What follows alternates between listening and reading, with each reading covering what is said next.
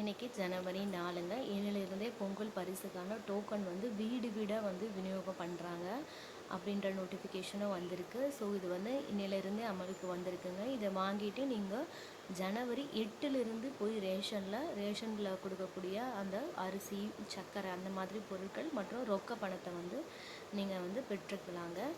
அதுக்கான அஃபிஷியல் அனௌன்ஸ்மெண்ட்டும் இப்போ வந்து கவர்மெண்ட் சைட்லேருந்து கொடுத்துட்டாங்கங்க.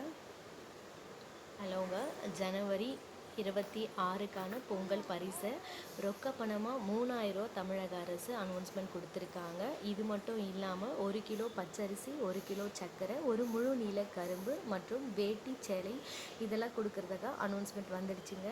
இது யாருக்கெல்லாம் கொடுக்குறாங்கன்னு பார்த்தீங்கன்னா, பிஹெச்ஹெச் கார்டு, பிஹெச்ஹெச் ஏஏன்னு ஒரு கார்டு இருக்குது, என்பிஹெச்எஸ் கார்டுன்னு இருக்குது. இந்த கார்டுகளுக்கெல்லாம் தராங்க. இது எல்லாமே வந்து அரிசி வகையை சார்ந்த கார்டுகள், இதுக்கு எல்லாமே தராங்க.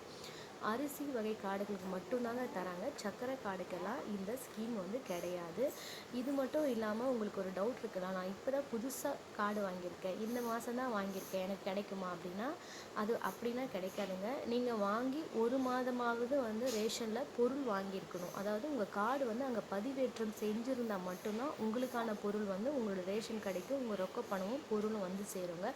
இல்லை இன்கேஸ் நீங்கள் அப்படி பண்ணலை அப்படின்னா உங்களுக்கு இந்த வருஷத்துக்கு வந்து இந்த தொகை வந்து பெற முடியாதுங்க. மற்றபடி அனைத்து குடும்ப அட்டைதாரர்களுக்குமே இந்த தொகை வந்து பெறலாங்க.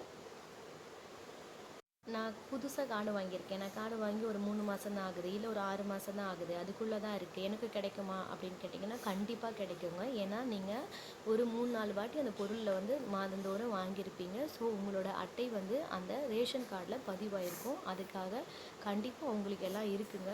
நான் சொல்கிறது புதுசாக நீங்கள் இப்போ தான் இந்த மாதம் தான் வாங்கியிருக்கீங்க, இல்லை போன மாதத்துல தான் வாங்கியிருக்கீங்க, ஆனால் நீங்கள் பொருட்கள் எதுவுமே